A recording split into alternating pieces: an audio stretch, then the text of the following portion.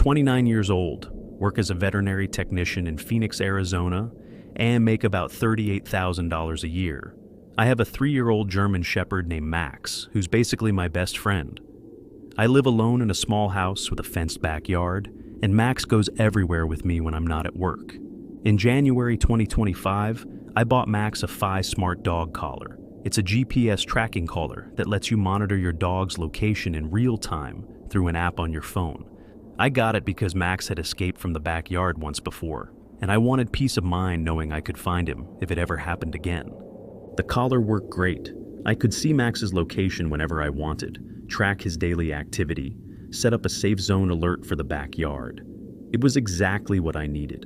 This all started about 3 weeks after I got the collar. I was at work one day when I got a notification on my phone from the Fi app. Max has left his safe zone. I immediately opened the app. The map showed Max's location moving down my street, away from my house. My heart started pounding. Had he escaped again? I called my neighbor, Mrs. Rodriguez, who had a key to my house in case of emergencies. I asked her to check if Max was in the backyard. She called me back 2 minutes later. Max is here. He's in the backyard lying in the sun. He's fine. Are you sure? I'm looking right at him. I checked the Fi app again. It still showed Max moving, now about a mile from my house. I was confused. How could Max be in 2 places at once?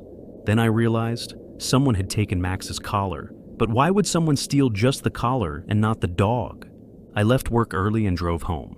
Max was indeed in the backyard, safe and sound, but his Fi collar was gone. I checked the entire yard, thinking maybe it had fallen off. Nothing. I checked the Fi app. The collar was now showing a location at an apartment complex about 2 miles from my house, and it was stationary, like someone had stopped moving and was staying in one place. I called the police.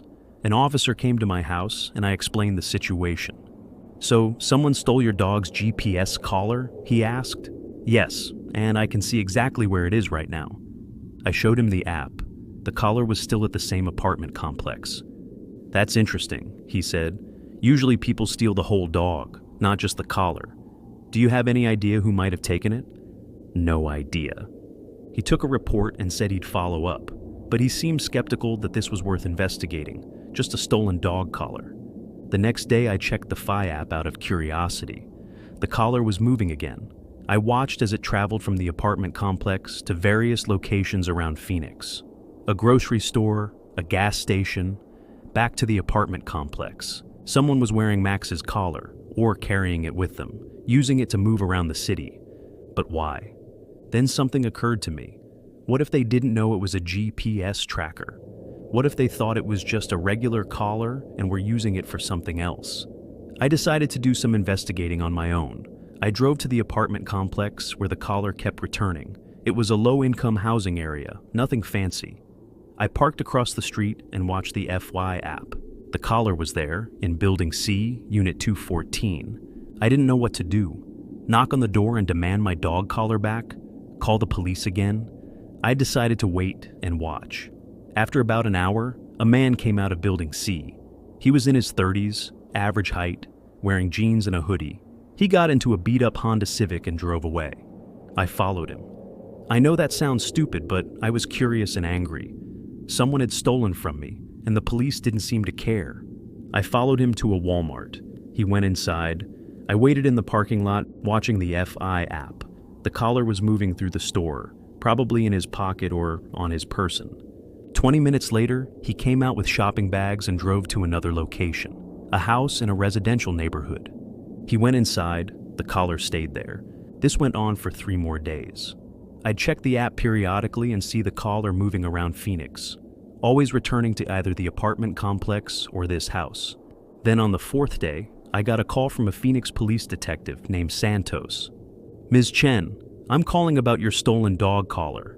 I know it might seem like a minor theft, but something's come up. Can you tell me if you're still tracking the collar?" "Yes, it's at an apartment complex right now." "The one on Baseline Road?" "Yes. How did you know?" "Because that apartment is connected to an ongoing investigation. We've been surveilling a suspected drug trafficking operation. Your dog collar helped us place one of the suspects at multiple locations we've been investigating." I was stunned. My stolen dog collar was helping solve a drug case. The man who stole your collar is named Eric Martinez. He took it from your backyard 3 weeks ago. He thought it was just a regular collar and started wearing it on his wrist like a bracelet. He's been wearing Max's collar? Yes, and because of the GPS tracking, we've been able to confirm his presence at locations where drug deals were happening. Your collar provided us with evidence we didn't have before. So you're arresting him? We're planning a raid for tomorrow morning. You'll get your collar back after it's been processed as evidence. The next day, I saw on the news that Phoenix PD had busted a drug trafficking ring, arrested 6 people, and seized drugs worth over $200,000. Eric Martinez was one of those arrested. 2 weeks later, Detective Santos returned my FI collar. It was a little scratched up, but still functional. "Thanks for not interfering with our investigation," he said. "We noticed you following Martinez a few times. That could have compromised everything." I felt embarrassed. "I'm sorry. I didn't know. It worked out, but next time, just let us handle it." I put the collar back on Max. Everything seemed fine. But then, a month later, something else happened that made me realize the story wasn't over. I started getting notifications from the FI app at weird times, middle of the night, early morning. Max has left his safe zone. Each time I'd check, and Max would be sleeping right next to my bed. But the app would show the collar moving around Phoenix. At first I thought the collar was malfunctioning. Maybe it had been damaged during the drug bust. But then I noticed a pattern. The collar was visiting the same locations that Eric Martinez had visited before he was arrested. The apartment complex, the house, a storage unit facility I'd never seen before. Someone else had the collar, or a duplicate of it. Or they'd somehow hacked the GPS signal. I called Detective Santos. "The FI collar you returned to me is showing movement when it's actually on my dog at home. Either someone cloned it or there's another device mimicking its signal." Detective Santos took this seriously. He said they'd investigate. 2 days later, he called me back. "You were right. Someone created a duplicate GPS signal mimicking your collar's unique identifier. They're trying to track what we're tracking." "Who?" "We think it's associates of Eric Martinez. They know we used your collar to track him, and now they're trying to figure out if we're tracking anyone else." "Are they tracking me?" "No, they're tracking the signal, not you. But we need to shut this down. Can you bring me the collar?" I brought the collar to the police station. They gave me a new FI collar with a different account and different GPS identifier. They kept the old one as part of their investigation. Detective Santos said they were using the fake signal to set a trap for the people who'd created it. I never found out if they caught anyone. Detective Santos stopped returning my calls after that. But for months afterward, I was paranoid. Every time Max's new collar sent a notification, I'd panic. I'd check the app constantly, making sure Max was where he was supposed to be and the signal wasn't being duplicated. I ended up removing the GPS collar altogether. I couldn't handle the anxiety anymore. Max stays in the backyard now. I reinforced the fence, installed security cameras. I watch him like a hawk, because I learned that even something as innocent as a dog collar can become a tool for criminals. And once you're caught up in their world, even accidentally, it's hard to feel safe again. The technology was supposed to protect Max. Instead, it pulled me into a drug trafficking investigation and made me a target for people I never wanted to meet. I still wonder sometimes if they're still out there, if they know who I am, if they blame me for Eric Martinez's arrest. Every time I see a beat-up Honda Civic on my street, my heart races. Every time someone I don't recognize walks past my house, I wonder if they're watching. A dog collar. That's all it was. A simple GPS tracker to keep my dog safe. But it turned into a nightmare that I'm still living with months later. And I'll never use tracking technology again. I'm 32 years old, work as an accountant in Minneapolis, Minnesota, and make about $65,000 a year. I have a 2-year-old husky named Luna, who's extremely energetic and loves to run. I got her a Whistle GPS pet tracker about 6 months ago because huskies are notorious escape artists, and I wanted to make sure I could find her if she ever got loose. The Whistle tracker attaches to Luna's collar and tracks her location, activity levels, and even health metrics. It was a great investment, or at least I thought so at the time. This happened in March 2025. I'd been dating someone for about 3 months, a guy named Brad I'd met through Hinge. Things were going well. We'd been on maybe 10 or 12 dates, and he'd been to my house a few times to meet Luna. Brad seemed to really like Luna. He'd play with her, take her for walks when he came over, buy her treats. I thought it was sweet. A guy who loves dogs is usually a green flag, right? One night, Brad and I had dinner at my place. After dinner, we were watching TV when I got a notification from the Whistle app on my phone. Luna's activity level is unusually high for this time of night. I looked over at Luna. She was lying on the floor next to us, completely relaxed and half asleep. Not unusually active at all. I opened the Whistle app. It showed Luna's location as being about 3 miles away from my house, and moving. According to the app, she was running at high speed. "That's weird," I said to Brad. "What's weird?" "The app says Luna is 3 miles away and running, but she's right here." Brad looked at Luna, then at my phone. Maybe the app is glitching? Maybe, but it didn't feel like a glitch. The location was updating in real time, showing movement along city streets, like someone was jogging with the tracker. Then it occurred to me. Luna had 2 collars, her regular collar with her ID tags, and a second collar specifically for the Whistle tracker. I used the Whistle collar when we went on walks or to the dog park. I checked her regular collar, she was wearing it, but the Whistle collar was missing. I got up and looked around the house. I usually kept the Whistle collar hanging on a hook by the front door. It wasn't there. "Someone took Luna's GPS collar," I said. Brad stood up. "Are you sure? Maybe you left it somewhere." "No, it was on the hook this morning. I saw it." I checked the Whistle app again. The collar was now about 5 miles away, still moving. Brad suggested maybe Luna had worn it outside and it had fallen off somewhere, but I knew that wasn't the case. Luna had been inside all day with her regular collar on. I called the police and filed a report. The officer said it was probably just a stolen collar, nothing to worry about, but he'd document it. Brad left around 10 p.m. After he left, I kept checking the Whistle app. The collar eventually stopped moving at an apartment building about 6 miles from my house. It stayed there all night. The next morning, I checked the app. The collar was moving again, following what looked like a jogging route around a lake near the apartment building. This went on for several days. I'd check the app and see the collar moving around Minneapolis, different locations each day, but always returning to the same apartment building at night. I reported it to the police again, showed them the tracking data. They said they'd look into it, but weren't optimistic about recovering a stolen dog collar. Then one evening, about a week after the collar was stolen, I was home alone when I got a strange text from an unknown number. "Nice dog. Huskies are beautiful." I stared at the text. Who was this? How did they know I had a husky? I didn't respond. 5 minutes later, another text. "Luna's a pretty name too." My blood ran cold. They knew my dog's name. How? I called Detective Morrison, who'd been assigned to my case.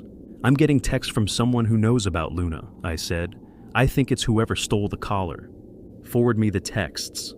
We'll trace the number." I forwarded them. Detective Morrison called me back an hour later. "The number is a burner phone. We can't trace it to a specific person, but this is escalating from theft to harassment. We're taking it more seriously now." That night, I got another text. "You live on Lindale Avenue, right? Nice neighborhood." They knew where I lived. I was terrified. I called Detective Morrison again. She said to document everything and that they were investigating. Over the next few days, I kept getting texts. Always vague, always unsettling. "Saw you at the grocery store today. You forgot to buy dog food." "Luna was barking a lot last night. Everything okay?" They were watching me, following me, and somehow hearing Luna from outside my house. I installed security cameras around my house. I stopped going places alone. I asked my brother to stay with me for a few days. Then Detective Morrison called with news. "We reviewed footage from your street cameras and several businesses you mentioned visiting. We identified a suspect. He's been following you." "Who is it?" "His name is Brad Simmons. Does that name sound familiar?" My stomach dropped. "Brad? My boyfriend Brad? You're dating him?" "Yes, for 3 months." There was a pause. "Ms. Anderson, Brad Simmons is the person who stole your dog's GPS collar. We have him on camera taking it from your house during one of his visits." I felt sick. "Why would he do that?" "We brought him in for questioning. He admitted to everything. He said he took the collar because he wanted to see where you went when you weren't with him. He attached it to his own jogging gear so you wouldn't get suspicious about the locations. But the texts, he knew where I was, what I was doing. He was following you, Ms. Anderson, using the collar as a decoy while stalking you in person. He'd send you texts to let you know he was watching. This doesn't make sense. We were dating. He could just ask where I was going. He said he didn't trust you. He thought you were seeing other people. The collar theft was his way of monitoring you without you knowing. Brad was arrested and charged with theft, stalking, and harassment. During the search of his apartment, the one the collar had been returning to every night, they found disturbing evidence. He had photos of me, hundreds of them, taken without my knowledge. Me at work, at the grocery store, walking Luna, sitting in my living room, visible through the window. Some were taken from inside my house during his visits. He had a notebook where he documented my routine, what time I left for work, where I went on weekends, who I talked to, everything. He'd been obsessed with tracking my every move. The dog collar was just one tool. He'd also installed a tracking app on my phone during one of our dates, which I'd never noticed. Detective Morrison said Brad had a history. He'd been arrested 3 years ago for stalking an ex-girlfriend, but the charges were dropped when she moved out of state. Brad was convicted on all charges and sentenced to 3 years in prison, with a 5-year restraining order after release.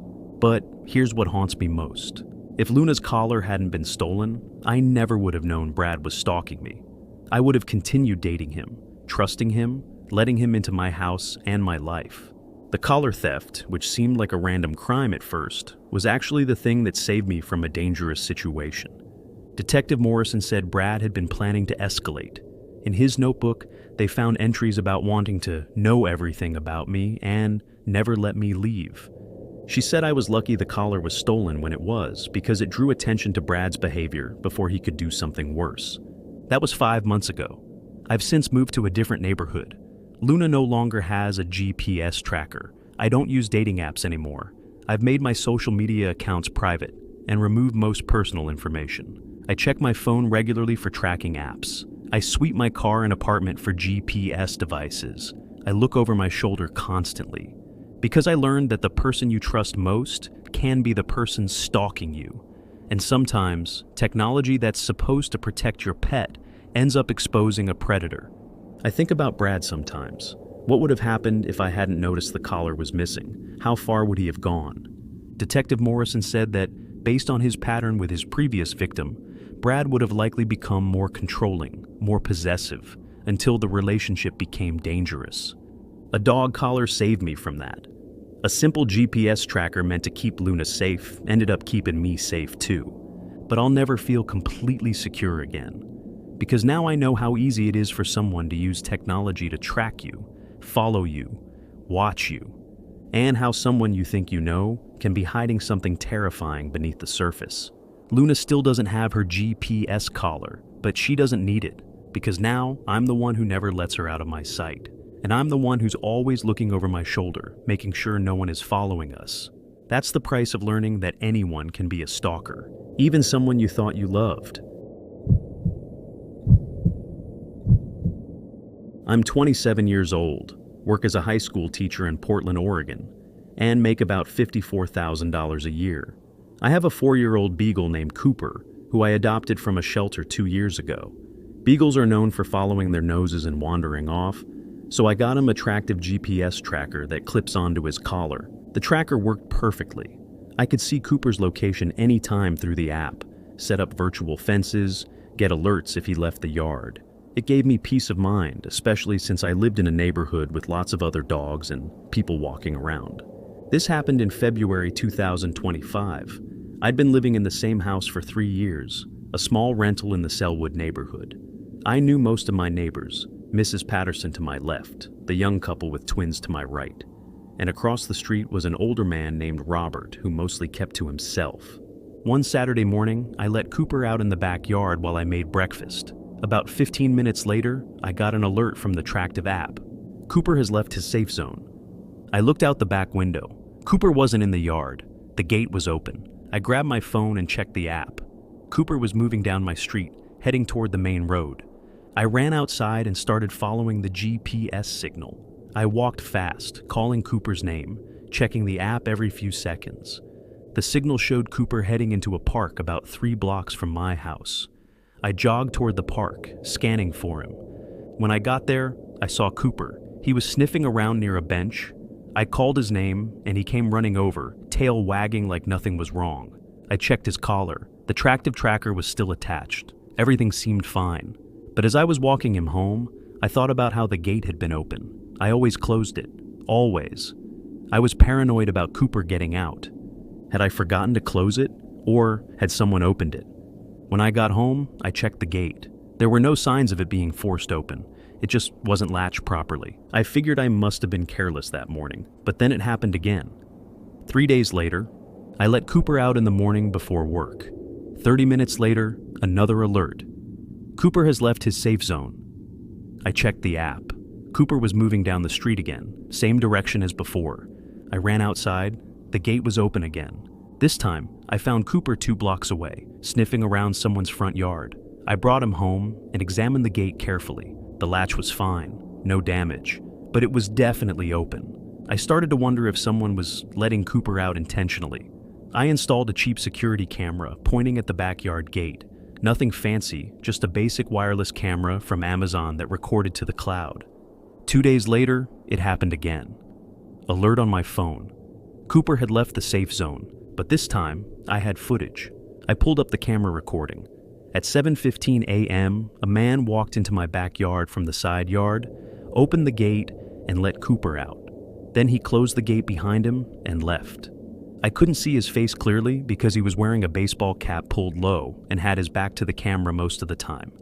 I called the police. They sent an officer who reviewed the footage. "Do you recognize this person?" the officer asked. "No, I can't see his face well enough." "Any idea why someone would let your dog out?" "None. It doesn't make sense." The officer took a report and said they'd increase patrols in the neighborhood. He suggested I keep Cooper inside when I wasn't home. I followed his advice. Cooper stayed inside during the day, but I kept the camera running, pointed at the gate. 3 days later, I reviewed the footage and saw something disturbing. The same man had come back. He'd entered my backyard, looked around, and tried the back door of my house. It was locked, so he couldn't get in. But he'd tried. Then he'd walked around the perimeter of my yard, looking at the windows, checking other doors. He was scoping out my house. I called the police again and showed them the new footage. This time, they took it more seriously. Detective Hayes was assigned to my case. She reviewed all the footage and said they'd try to identify the man.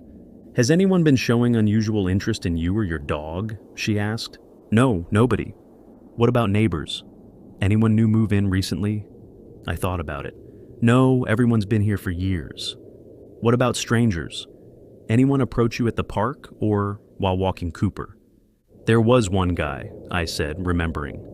"About a month ago, someone asked if he could pet Cooper at the park. We chatted for a few minutes. He asked what kind of tracker Cooper had on his collar. I told him it was a tractive GPS tracker. Can you describe him?" I gave the best description I could. Average height, maybe late 40s, brown hair, glasses. Detective Hayes said they'd look into it. Over the next week, I was hyper-vigilant. I checked the camera constantly. I kept Cooper inside. I locked every door and window. Then one night, around 11 p.m., I got an alert from the Tractive app. "Cooper's moving." But Cooper was lying next to me on the couch. I checked his collar. The Tractive tracker was gone. Someone had taken it, but how? Cooper had been inside all day. I hadn't let him out. The doors and windows were locked.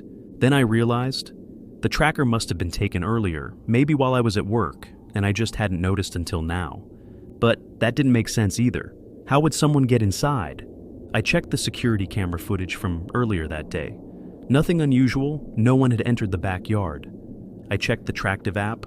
The tracker was moving through my neighborhood, getting farther away. I called Detective Hayes and explained what happened. "The tracker is gone, but you don't know when it was taken?" she asked. "It must have been today, but I don't see anyone on the camera." "I'm sending officers to your location. Lock your doors and stay inside." 2 officers arrived within 15 minutes. They searched my house and yard. Everything seemed secure, but they found something disturbing. A basement window, hidden behind some bushes, had been pried open. The lock was broken. Someone had entered my house through the basement while I was at work. They'd gone upstairs, taken Cooper's GPS tracker off his collar while he was sleeping, and left. They'd been inside my house, and I'd had no idea. The officers took photos and dusted for fingerprints. Detective Hayes arrived shortly after. "This person knows your routine," she said. "They know when you're at work. They know where Cooper sleeps during the day. They've been watching you. But why take the GPS tracker? That's what concerns me. If they wanted to steal something, they'd take valuables. But they only took a dog tracker. Either they want the device itself for some reason, or they want you to think Cooper is somewhere he's not." I checked the Tractive app. The tracker was now stationary at a location about 5 miles away, an industrial area near the river. Detective Hayes and 2 officers went to that location. I stayed home with another officer for safety. An hour later, Detective Hayes called me. "We found your tracker. It was left in an abandoned warehouse. No sign of anyone there." "Why would they take it just to leave it in a warehouse?" "We're still investigating, but I have a theory. I think this person is testing your response times, seeing how long it takes you to notice the tracker is gone, how long until police arrive, what our procedures are. For what purpose? I don't know yet.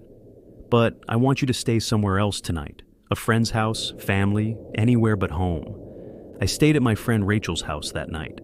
The next morning, Detective Hayes called with news. "We identified the man from your camera footage. His name is Dennis Wade. He's been arrested before for burglary and stalking. We brought him in for questioning." "What did he say?"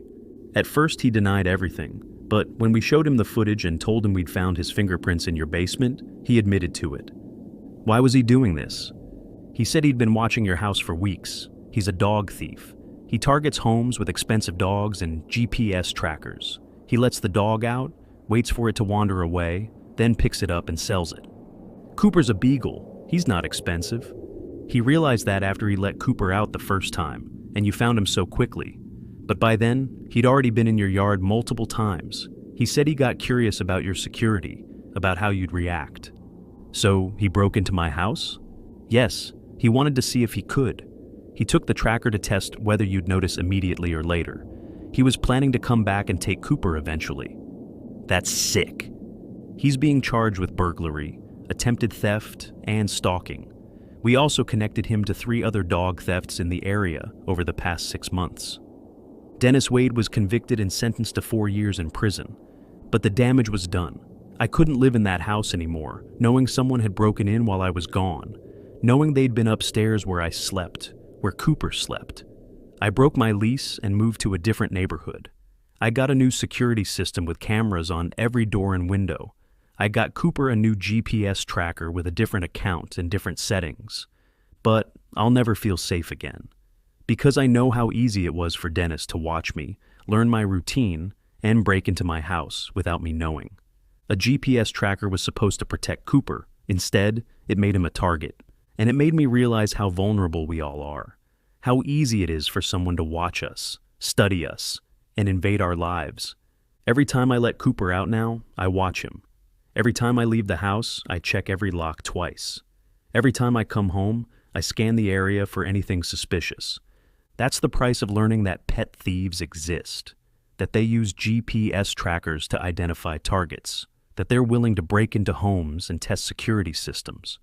Cooper still has his GPS tracker, but now I know it's not just a tool for finding him if he gets lost. It's also a beacon for people with bad intentions, and that's something I'll never forget.